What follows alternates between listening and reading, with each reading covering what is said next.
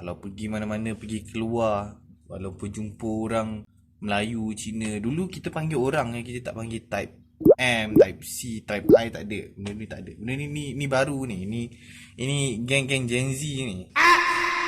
Kalau dulu keluar je jumpa Chinese ke, Malay ke, India ke, kita rasa macam satu sedara, satu ikatan yang kuat. Dengan slogan Satu Malaysia dulu.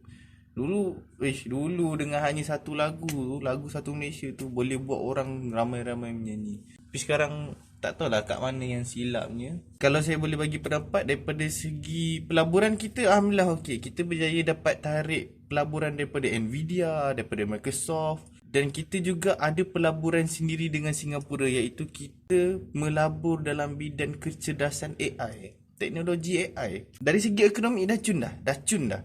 Biasalah orang kata kadar pengangguran tu masih ada, tapi di tahap yang rendah kan. Kadar inflasi pun ada, tapi di tahap yang rendah. Dan matlamat kita untuk mencapai negara maju 2025 pun hampir tercapai. Jadi sebagai seorang, bolehlah dikatakan sebagai seorang content creator, jadi kat sini saya nak menunjukkan satu tujuan yang baik. Kalau bukan untuk korang pun untuk Allah lah.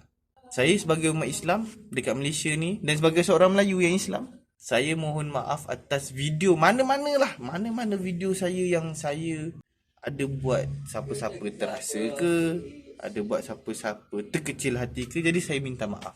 Dan saya berharap kita dapat hidup setidaknya dengan aman dan damai seperti dulu.